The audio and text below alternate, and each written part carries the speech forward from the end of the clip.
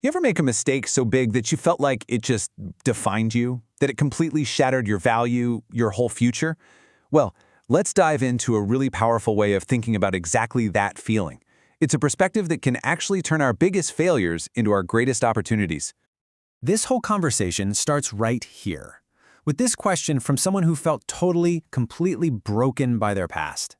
And they use this metaphor of a flawed crystal. Wow, it's just so perfect, right? It captures that feeling of being permanently damaged, of having lost all your worth. So that's the big question for us, isn't it? When a mistake from your past feels like this heavy anchor, just dragging you down and blocking every path forward, what are you supposed to do? Do you fight it? Do you run? Or is there maybe another way entirely? To get to the answer, we kind of have to zoom out a bit first. Our first section here is all about what this philosophy calls life's three great tests. And the main idea is that these huge challenges, they aren't just your own personal failings. Nope. They are a fundamental, unavoidable part of being human. The philosophy we're exploring suggests that nature, the universe, whatever you want to call it, it gives every single one of us three major opportunities, or really, three big tests over our lifetime. You can almost think of them as cosmic checkpoints on your journey. But here's the kicker. It's all about preparation. If you walk up to these tests without the right knowledge, what the Source calls your inner mass, they don't feel like tests at all. They feel like solid, impenetrable walls, and your progress just comes to a dead stop. And the consequences of hitting those walls unprepared, they're really severe. You don't just stop moving forward. You actually start facing even tougher trials. You can hit a complete dead end. The Source points to these tragic examples of celebrities who, even with all their success, hit one of these walls and just fall into despair, sometimes leading to self-destruction. Okay, so how do we prepare? How do we build up that inner mass to get past those walls? Well, that brings us right to our second section, the two paths of power. It all starts with understanding the potential that every single one of us has, a power that can go down two very, very different roads. So the key term here is Doin. And in this philosophy, a Doin isn't some wise old sage on a mountaintop. It's everyone. You, me, your neighbor, we're all considered Doin.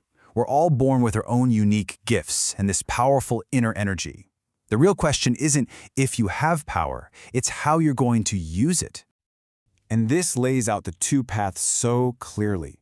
On one side, you've got Sadoryang, that's using your talents for yourself, for your own private gain. And on the other, Jongdoryang, the righteous path, using that exact same power for the good of everyone. This is how you build that mass we were talking about, by dedicating your energy to something bigger than just you. I mean, this quote just says it all, doesn't it? It's about shifting your whole mindset from what's in it for me to what can I contribute. It frames a truly meaningful life as one that serves the greater good, and that, right there, is the ultimate preparation for those big tests in life. Okay, so let's bring this all the way back to our flawed crystal. What happens when you've already messed up, when you've already stumbled? This is where our third section comes in, the wisdom of exile. And the advice here is, well, it's pretty radical, and it goes against all our instincts. Come on, we all know this feeling. The second we fall, our ego just flares up. Our gut instinct is to scramble back to our feet, to push even harder, to prove everyone wrong, and just force our way back to success right away. It feels like the strong thing to do, right? But according to this philosophy, that is the single worst thing you can do. Trying to force success after a big fall, that just invites even harsher trials from the universe.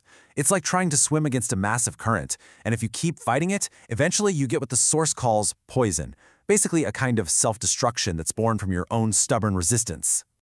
So what's the alternative? It's this concept of exile. But we have to completely change what that word means in our heads. This isn't a punishment, it's a gift. It's a timeout that's given to you so you can step back, study with humility, reflect really deeply, and just serve the people around you without looking for any credit.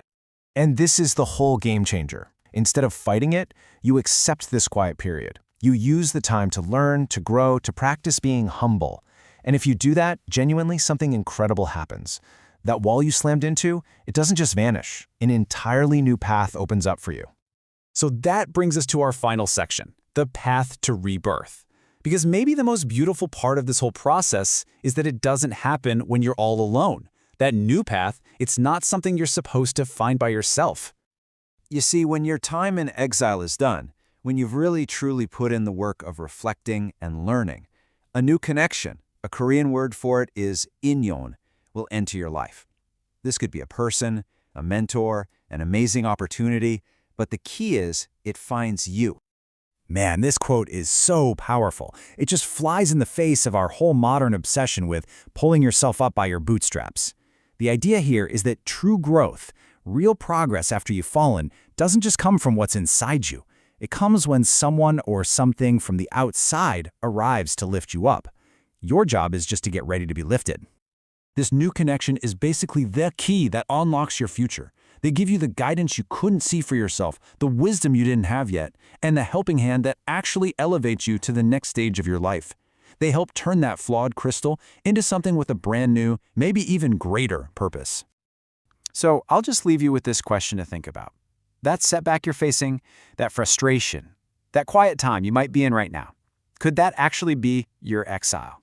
And if it is, could it be the most important time of preparation you'll ever have for the amazing connection that's out there just waiting to find you?